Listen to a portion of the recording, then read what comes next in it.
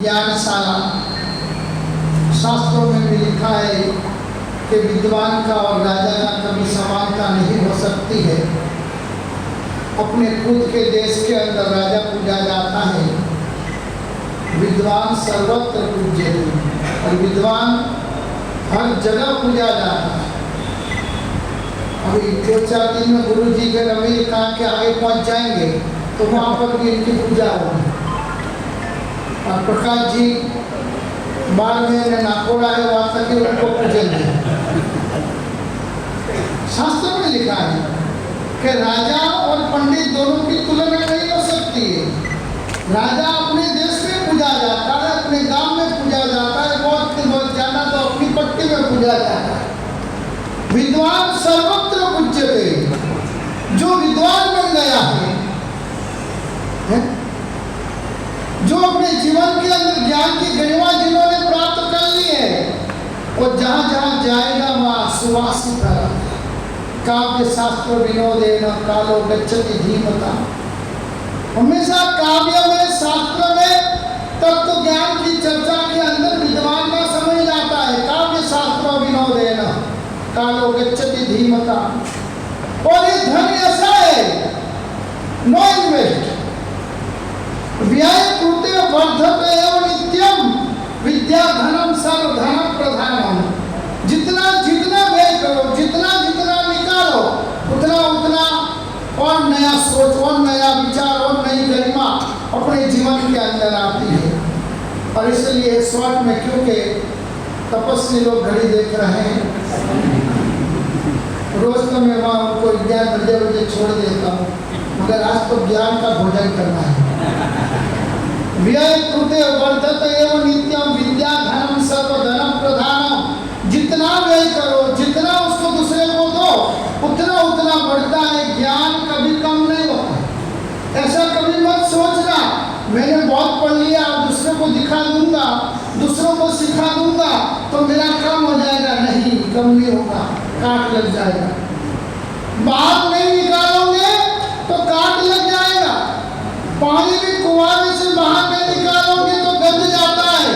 तो विद्या तो कस्तूरी है, सुवास से जितना उसका फैलावा करो उतना ज्ञान बढ़ता है।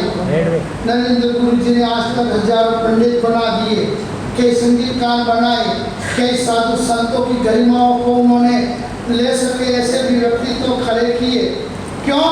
कि उन्हें पता है कि बस धन धोखा दे सकता है, धन धोखा दे सकता है, ज्ञान कभी धोखा नहीं देगा।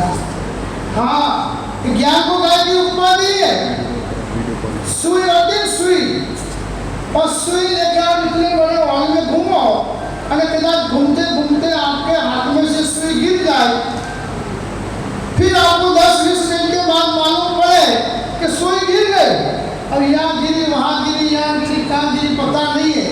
और आप कितना भी खोजो तो इतनी छोटी सी सुई हाथ में आएगी, दिखाई पड़ेगी नहीं। मगर उस सुई के अंदर एक व्हाइट धागा परोया हुआ हो, सुई के अंदर व्हाइट धागा डाला हुआ हो, और घूमते घूमते और सुई जो गिर जाए नीचे, और फिर आप खोजोगे तो 2 मिनट में नजर में आ जाएगी, हाँ वो पड़ी है सुई। और ज्ञान क्या है? धागा है। गुम हुई सुई को भी वो वापिस ले आता है। वैसे अपनी अस्थिरता को, अपनी जीवन की कमियों को, अपनी जीवन में आई हुई कोई क्षतियों को एक बार पुनः जागरण करने का काम ज्ञान करता है। और आप सभी तकदीरवान हो कि आपको यहाँ पर सम्यक ज्ञान की परख, सम्यक ज्ञान की ज्ञान इस पाठशाला में आपको पढ़ने का मिला है। ऐसा नहीं है कि जैनों का ठेका है, ठेकेदार तो कभी ठेकेदार ही रहते हैं। आजकल कुछ देश को दुश्मनों से नहीं मगर गद्दारों से ज्यादा खतरा है। खजाने को चोरों से नहीं मगर पहरेदारों से ज्यादा खतरा है। धर्म के विषय में बहुत सावधानी की जरूरत है, उसे नास्तिकों से नहीं ठेकेदारों से ज्यादा खतरा है। हाँ, ठेकेदार कभी कुछ नहीं कर सकते, ठेका ले सकते मगर चला नहीं सकते हो। चलाने के लिए तो समर्पित श्रद्धावान और सेवाभावी व्यक्तित्व जो होता है, जो नरेंद्र भाई गुरु जी के अंदर अपन को देखने मिलता है, कितने संघर्ष, कितनी आपत्ति है, कई प्रकार के कष्ट भी आए, सब प्रकाश जी नहीं होते, सब रमेश जी नहीं होते हैं, तो उनके ज्ञान के अंदर, ज्ञान के प्रति, ज्ञानशाला के प्रति, बच्चों के प्रति प्रेम और लाभ हो कि हर कष्टियों में नहीं होते हैं। बहुत सारे तो अपनी हुकूमत जमाने के लिए आते, बहुत सारे तो अपना अधिकार जताने के लिए आते, मगर ऐसे हमारे रमेश जी मुथा जैसे, हमारे प्रकाश जी जैसे, आगे जो पारसमणि भंसाली हो गए, सोहन जी चौधरी हो गए, कि जिन्हों को सम्यक ज्ञान के प्रति बड़ा लगाव, बड़ी आस्था, और मन में ये था कि ज्ञान है तो सब कुछ है। अंधकार है वहाँ जहाँ आदित्य नहीं है, मुर्दा है वह देश जहाँ साहित्य नहीं है। जहाँ साहित्य यानी ज्ञान नहीं होता ने, वो देश और जाति और समाज मुर्दा होती है, अज्ञान होती है, बस पकड़ के बैठने वाले होते हैं। तो पुण्यवानों, आप सभी को ये संदेश देना चाहता हूँ कि आचार्य इंद्रदेव जी महाराज क्षत्रिय समाज, परमार समाज से हुए हैं।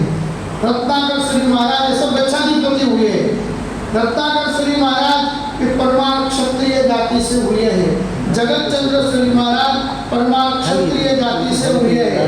नवी श्री समुदाय के बच्चाधिपति मेरुप्रभ श्री महाराज रमानी जाति से हुए हैं। हमारे थाना में कॉलेज बनाने वाले वल्लभ दत्त जी महाराज पक्कर बाबा जाट समाज से हुए हैं। आबू योगी शांति श्री महाराज रबानी जाति से हुए हैं। जालोर के अंदर नंदीश्वर दीप बनाने वाले पंड्यास कल्याण जी महाराज पुरोहित जाति से हुए हैं। और परमात्मा भगवान महावीर स्वामी के 11 गणधर भी ब्राह्मण पुरोहित जाति से हुए हैं। ठेकेदार कुछ नहीं कर सकते हैं। हाँ, अभिमान मान से भरे हुए लोग कभी कुछ नहीं कर सकते, मगर नम्रता से, विनम्रता से और लोग के अंदर धर्म की प्रतिष्ठा करने का जिनका लक्ष्य होता है, वो ऐसी ज्ञानशालाएं खड़ी कर सकते हैं।